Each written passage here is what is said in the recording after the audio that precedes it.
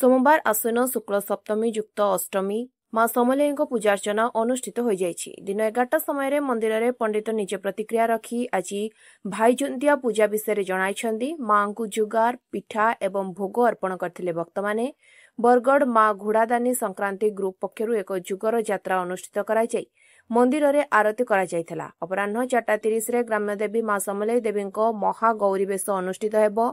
महाअष्टमी विहित पूजार्चना निषार्ध मध्य दुर्गाष्टमी पड़ुथिबारु सोमवार पश्चिम ओडिशार पुरपल्ली में पालित हो जाइछि भाईजुंतिया ओषा। भाईर मंगल कामना करी भौणी माँ समलेई उपासना पूर्वक भाईजुंतिया ओषा पालन करिसेंति।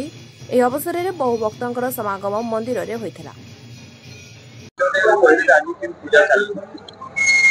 मो श्री चूड़ामणि रथ एठी मांगर चंडीपाठ करुछि। मांकर पूजा कांति रे मु प्राय सब बोले थाए। आज सप्तमी युक्तायाम अष्टम्याम तिथौ आज अपराह्न 4 घंटा 20 मिनिट परे आमर महाअष्टमी पूजा हबो। वर्तमान आमे सकाळो आमर द्वारपीठा नीति सारी के आमर सूर्यंकर पूजा हो जाइछि, द्वारपाल पूजा हो जाइछि, काल रात्रि पूजा हबो।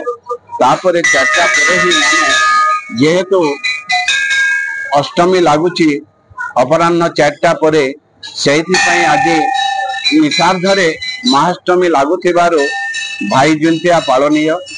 से दृष्टि कोणरु आमे अपराह्न 4टा परे मां कोठारे आज महाअष्टमी पूजा करिबो। आज भाईजुंतिया पश्चिम ओडिशा घरे घरे पूरे पूरे समस्त भौणी माने ए भाईजुंतिया पालन करती। यार गोटे विशेषत्व अच्छी एक जो विधि रही एठी ये भौणी टी भाई पाई रक्षा कवच बांधी था। भाई सेपरी किसी परंपरा नाही कि संस्कृति नाही, किंतु भौणी टी भाई पाई मां को ठारे प्रार्थना करिता है। से 108 अक्षत अक्षत कहले अरुआ चाउल जहार की केबे क्षत हुए नाही बोली सी अक्षत। तापरे दुब जो दुबर केबे मृत्यु नाही, सबु घासर मृत्यु होता है किंतु दुब घासर केबे मृत्यु नाही। से पानी पाइले पुनी छनकी जाए। तापरे ये ज्योतिया मां कोटारे जो ज्योतिया चढ़ा हबो सी हला रक्षा कवच भाई पाई।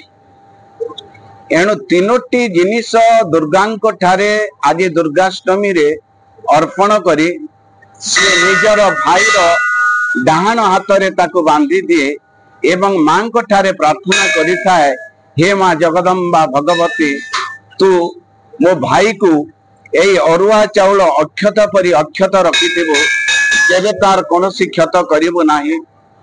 एई दुब घास परिया ताकू तू छन छनिया रखिथिबो, तार शरीर को सब बेले तू सतेज रखिथिबो। आओ मु ये रक्षा कवच मु बांधी दउची। एई दुर्गा मांकर कवच मु बांधी दउची, जेउ कवच की ताकू सब बेले रक्षा करिवो। एई विधि नहीं कि से मां को पीठ रे पूजा करी निज भाई को भाई जुंतिया दे थाए। आज मां महागौरी बेशरे दर्शन देवे।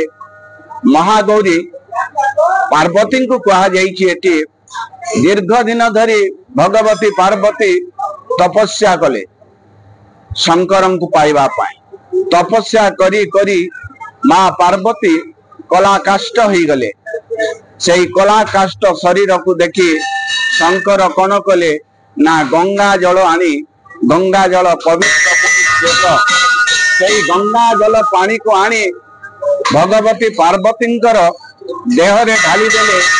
भगवती जो कला शरीर थिला भगवती से कला शरीर श्वेत वर्णा हो गला, गौर वर्णा हो गला।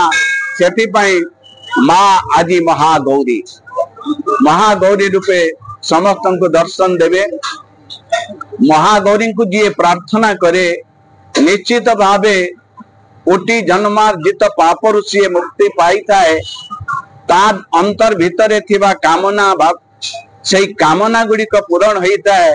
मां को जहाँ मागिले सी प्रदान करितांती, सी कल्याणकारी, सी संहारकारिणी, सी भक्तर समस्त दुख को निवारण करती बोली सी दुख निवारिणी। बरगढ़ आलोक कुमार साहू रिपोर्ट, स्वतंत्र ओडिशा लाइव।